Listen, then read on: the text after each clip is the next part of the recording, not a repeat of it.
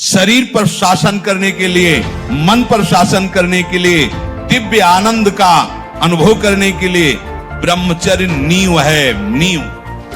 ये लक्षण बताए जाते हैं जिसको पतन के मार्ग में जाना होता है, उसके ऐसे लक्षण होते हैं। यदि आप अपने जीवन को मूल्यवान बनाना चाहते हैं और मानव जीवन के परम लक्ष्य को पाना चाहते हैं तो परम पूज्य गुरुदेव श्री प्रेमानंद महाराज जी द्वारा बताए गए इन 3 उपायों को कीजिए, जीवन बदल जाएगा। जिसको कश्यप जी से उनके गुरुदेव कह रहे कि जिसको इस मनुष्य जन्म में पूर्व पुण्य कर्म या संत महात्माओं की कृपाओं से मुक्त होना होता है, उसके ऐसे लक्षण प्रकट हो जाते हैं। वो शरीर के जितने भोग हैं उन भोगों में उसका विचार प्रकट होने लगता है। कब तक कितना खाते रहेंगे, ये कितना देखते रहेंगे, कितना भोगते रहेंगे, ये प्रारंभिक विचार प्रकट होने लगता है। मन कहता है ये संयोग कब तक रहेगा, कितना कितना विचार, अंदर विचार प्रकट होता है। उस विचार से उसके हृदय में इस शरीर और इन भोगों की जलन से मुक्त होने की इच्छा जागृत होती है। अब वो दानम व्रतम ब्रह्मचर्यम यथोक्तम ब्रह्मधारणम दमः प्रशांतता चैव भूतानां चानुकंपनम संयमाश्चानृशंस्यं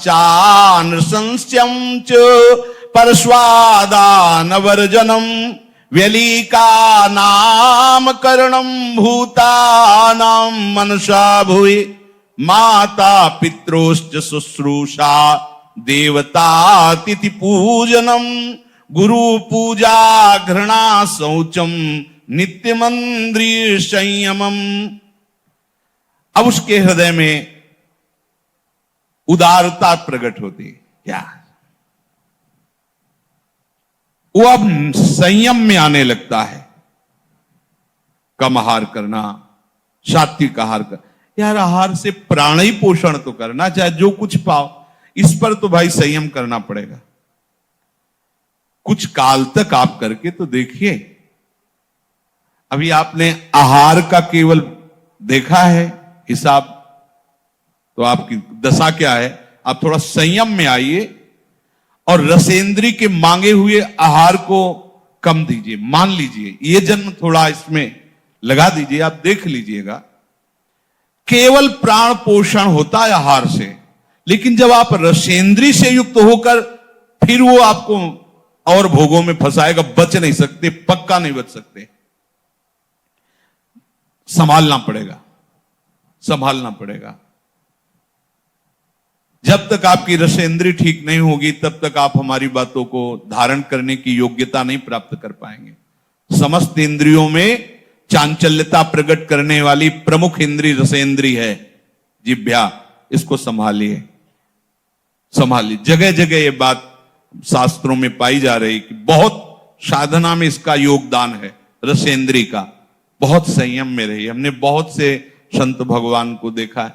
अब ये जो विचरण करने वाले महात्माओं घटना होती कि भाई 35 रोटी पा गए, ये पा, अब 8 दिन भोजन नहीं मिला तो 35 रोटी क्या करेगी। एक बार में पा लिया, फिर 5-6 दिन के लिए फुर्सत, वहां कुछ विकार थोड़ी आने की जरूरत है। हाँ, जब आपको बाल भोग मिल रहा है, राजभोग मिल रहा है, शयन भोग, तीनों टाइम मिल रहा है, तो अल्पाहार, थोड़ा थोड़ा सात्विक आहार, भजन, हर समय आप बैठ सकते हो, ऐसी हो। अब वो ब्रह्मचर्य व्रत को धारण करेगा। उदारता, संयम, खान पान, ये सब, और ब्रह्मचर्य। सच्ची मानिए ये अलौकिक व्रत है। ब्रह्मचर्य धारण करने वाले को बादाम, हलवा, घी की जरूरत ही नहीं भाई, बिल्कुल सच्ची मानिए। जैसे तप्त भूमि में पैर कैसे पड़ता है, एकदम ऐसी बिजली रहती ब्रह्मचारी के शरीर, बिजली। 60 किलोमीटर बिना विश्राम किए चलते देखा है। पीछे भी चर्चा की थी, हम हार गए। कमंडल हाथ में छड़, ब्रह्माकार वृत्ति, चले जा रहे।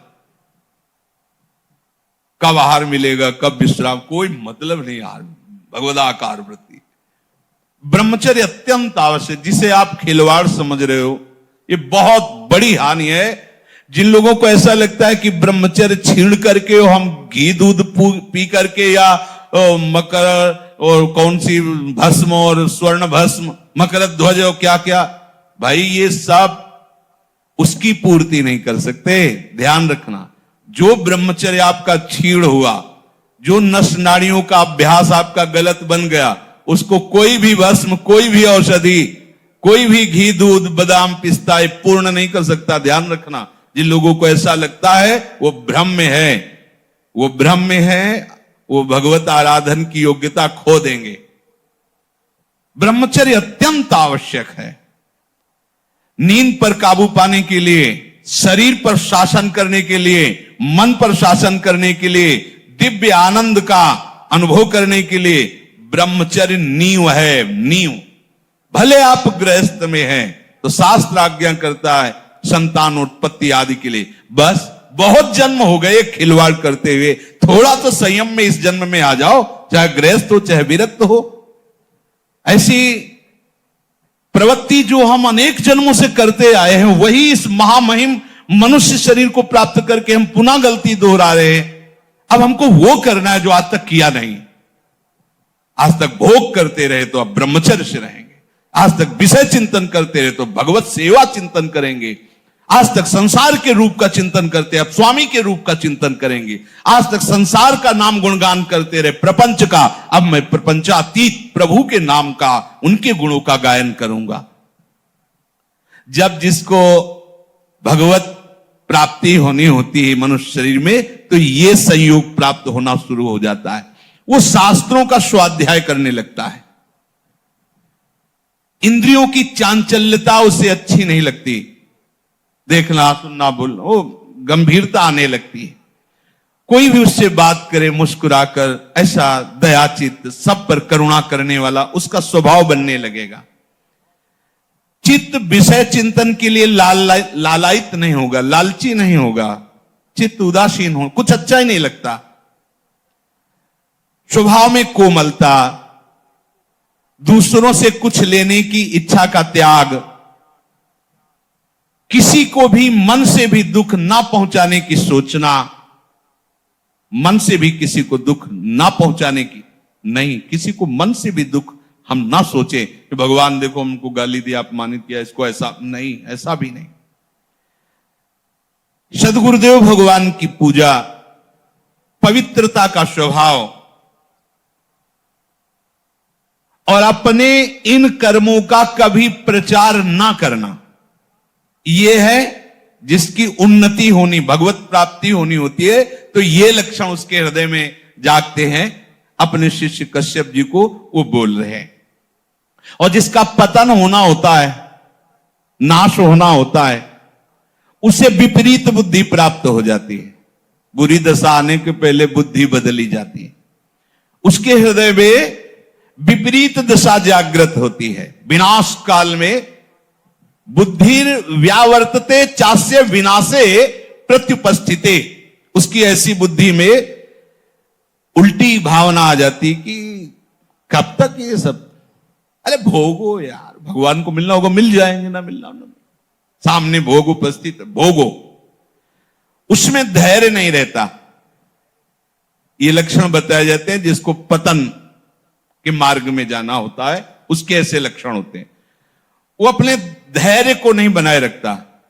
कोई भी भोग सामने आया, विचार नहीं करना, पशु की तरह बस उसे स्वीकार कर लेना, नहीं। विवेक, अगला कदम रखने के पहले विचार करो, मेरा कदम कहां रखा जा रहा है, क्या होगा, अगर मैं ऐसा करूंगा तो होगा क्या, अगर हमारे हरि गुरु अपनी कृपा की नजर हमसे हटा लिए तो फिर होगा क्या।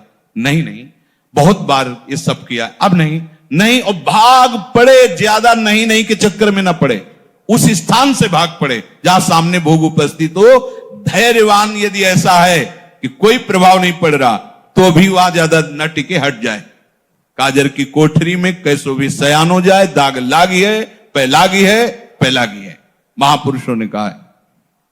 उसका धैर्य खत्म हो जाता है, धैर्यवान नहीं रहता। बहुत ध्यान देने योग्य बात है। शिष्य को बता रहे जिसका मंगल होना होता उसके ऐसे लक्षण जो आप पहले वर्णन किए, और जिसका पतन होना होता उसके ऐसे लक्षण। अब वो विषयों के अनुकूल समय में मन पर अधिकार ना होने के कारण वो अपनी प्रकृति के विरुद्ध आचरण करना शुरू कर देता है। अपनी स्वाभाविक प्रवृत्ति प्रभु की तरफ होनी चाहिए, उनके हम अंश हैं, पर वो विरुद्ध आचरण जो भगवत मार्ग से हमें पतित कर दे, ऐसे आचरणों में खुश होकर वो चलने लगता है।